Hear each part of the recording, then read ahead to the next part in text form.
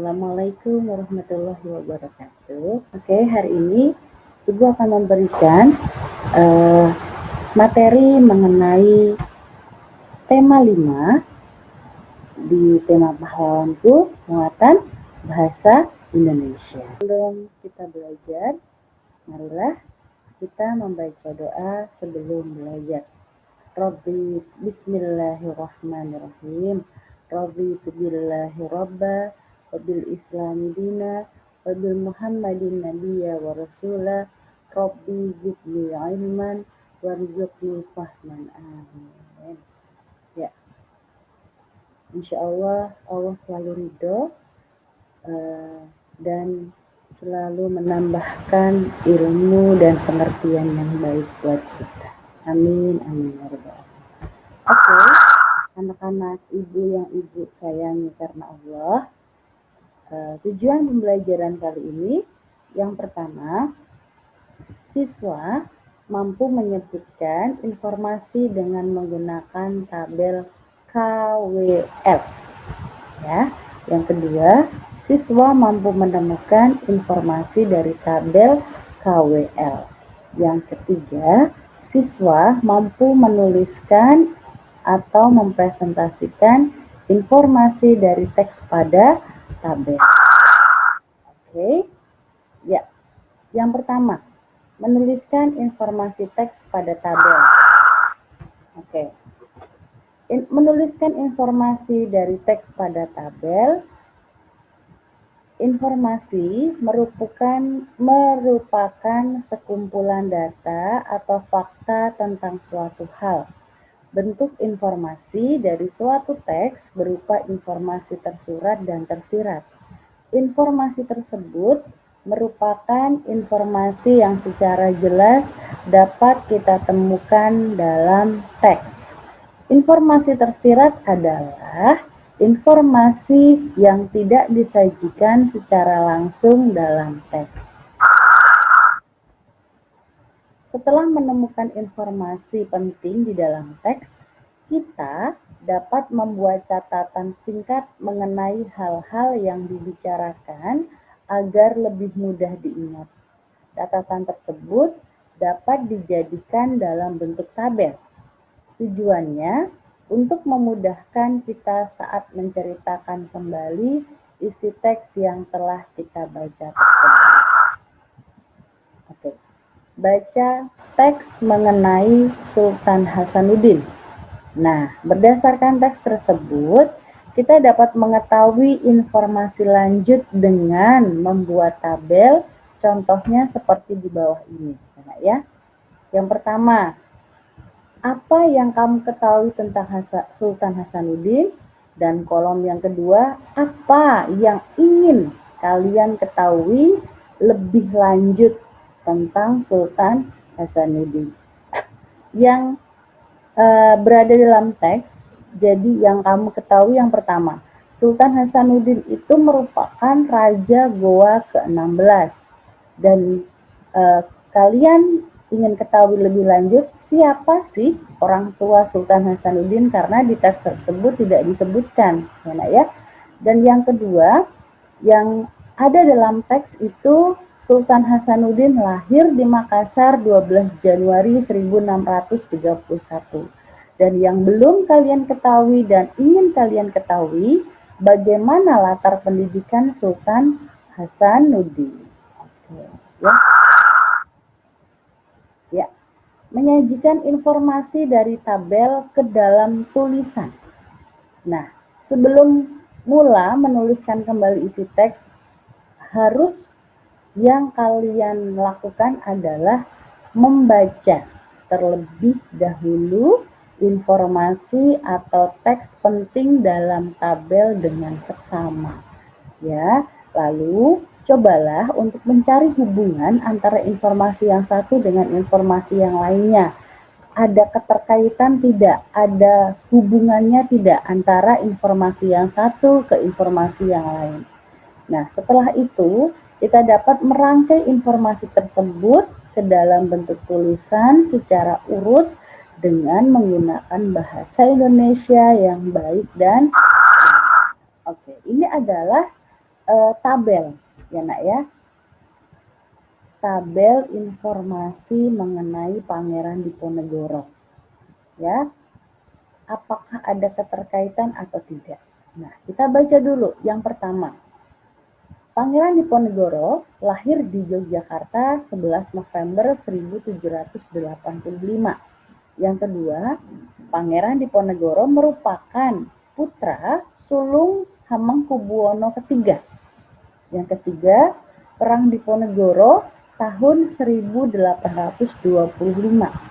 Yang keempat, Belanda sewenang-wenang terhadap adat istiadat setempat. Dan yang kelima, perang berakhir pada tahun 1830. Nah, yang Ibu tanyakan, apakah ada keterkaitan?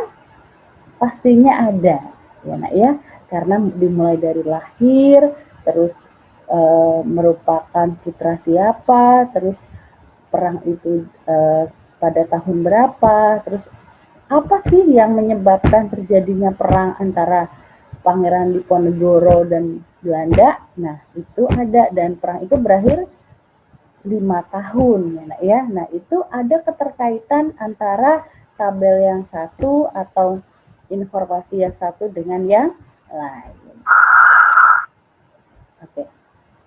Nah, menyampaikan informasi dari teks visual. Nah, teks visual terdiri atas gambar dan teks saja, bukan merupakan audio.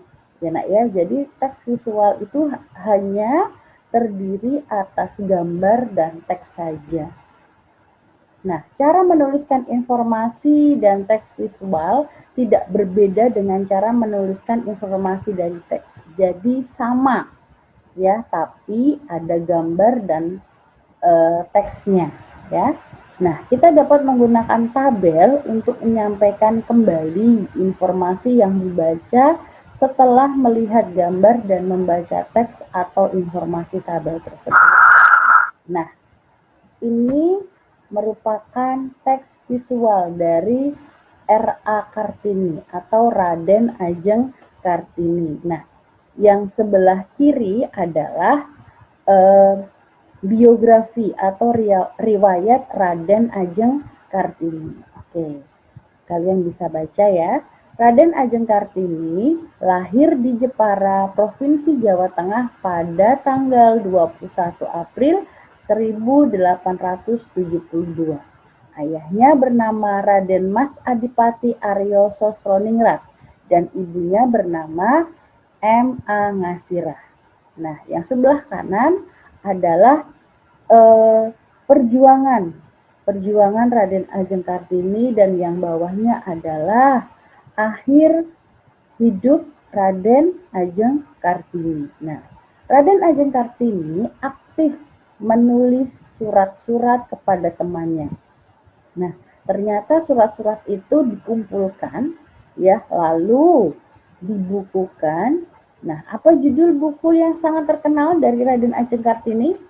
Iya, betul. Habis gelap terbitlah terang. Nah, yang bawahnya adalah Raden Ajeng Kartini wafat pada tanggal 17 September 1904 pada usia 25 tahun ya.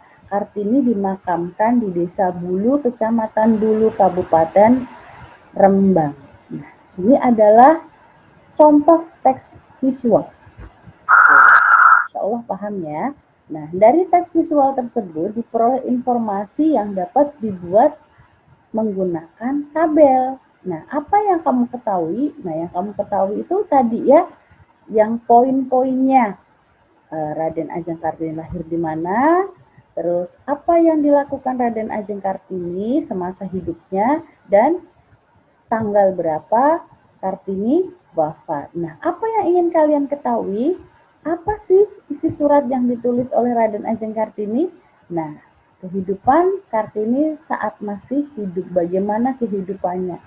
Jadi beliau ini harus bersembunyi-sembunyi ketika ingin pergi ke sekolah gitu ya. Tidak seperti sekarang. Jadi kalian harus bersyukur kalau kita masih diberi kesempatan menuntut ilmu dengan tidak bersembunyi-sembunyi ya nak ya. Karena Raden Ajeng Kartini itu begitu sulitnya beliau mendapatkan pendidikan, ya, karena Raden Ajeng Kartini semasa hidupnya ingin mengangkat derajat kaum perempuan, gitu, ya.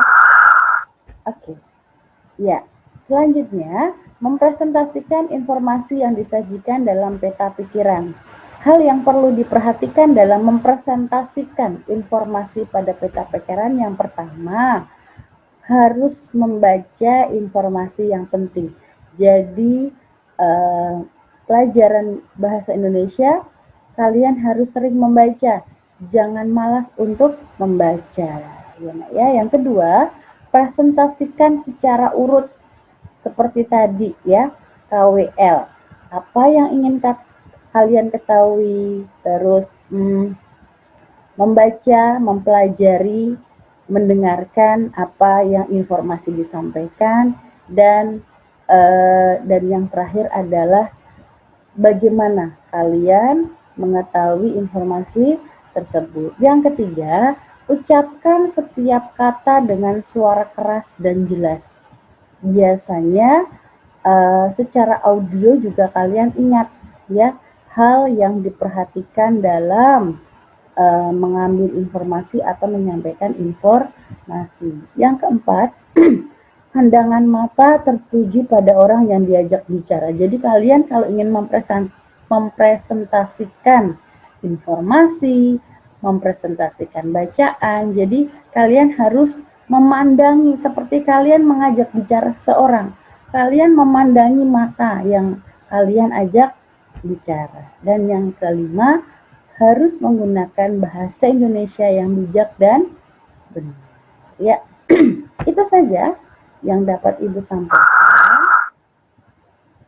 Alhamdulillah, terima kasih atas perhatiannya dan sudah belajar dengan baik ya, tidak melewatkan hak kalian untuk mendapatkan pendidikan. Terima kasih atas perhatiannya.